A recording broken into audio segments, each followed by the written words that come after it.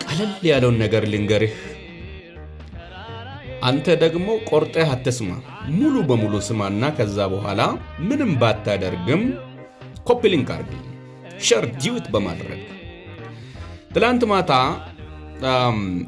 አርሰናል ሳንደርላንድን 3-0 አሸነፈ። ጸጥ። ከዛ ኳስ ታያለህ ወይ አንተ? በኢየሱስ ስም አትበለኝ፣ አይዋለሁ። ከዛ አይቼ ምንድነው የሚያደርገው? ትምህርት አዘጋጅበታለሁ። አንድ ጊዜ ጌታ ኢየሱስ ክርስቶስ በማቴዎስ ምዕራፍ 4 ላይ ሰይጣንን 3-0 አሸነፈውና ዘሮ ከሜዳው ሸኘው። 3-0 ስንት አልኳችሁ? 3-0 ድምጥማጥ ነው።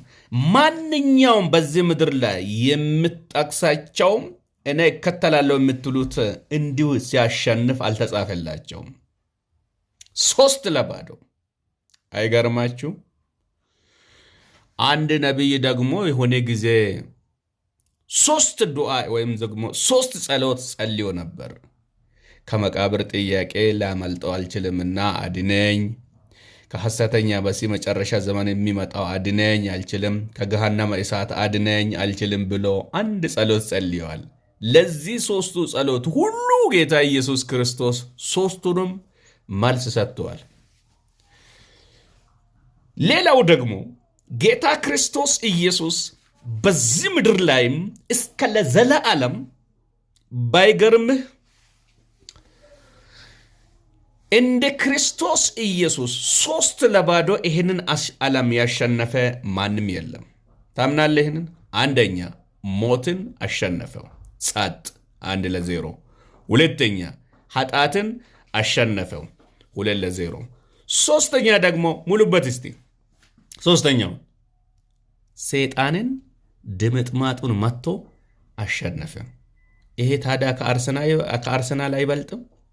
ስለዚህ ኃጢአትን ሁሉ 3-0 አሸንፎልኝ እኔ አሁን ነፃ ነኝና እንደሚያሸንፍ መንግሥተ ሰማያት ኢየሩሳሌም እንደምትጠብቀኝ ተስፋ አለኝ፣ ምንም ያለ ምንም ጥርጣሬ። ዛሬ ማታ ደግሞ ማንቸስተር ሲቲ ሊቨርፑል፣ ብዙም የዛ ኮሜንታተር ስላልሆንኩ ነው ቶሎ የማይመጣልኝ፣ 1 ሰዓት ተኩል ይጫወታሉ ዛሬ ማታ።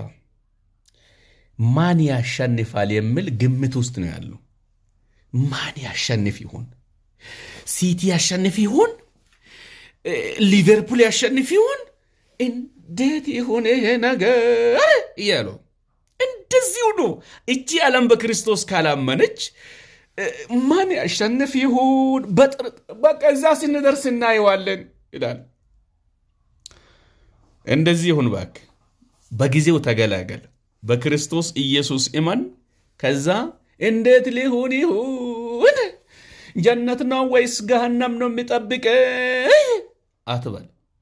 ኢየሱስን ካመንክ እሱ 3-0 ይጨርስልሃል። ከዛ ነጻ ትወጣለህ። እስቲ የገባ ሰው ይላል የዘመኑ ነቢያቶች። እስቲ የገባ አንድ ሰው ይላል። 3-0 ኢየሱስ ኢየሱስ ኢየሱስ እያላችሁ ጻፉልኝ። የገባው 3-0። አሁን የማታ አይደለምን? ጨርሻለሁን። ኢየሱስ 3ቱንም ጨርሶልኛል። ቻው፣ ሰላም ዋሉ።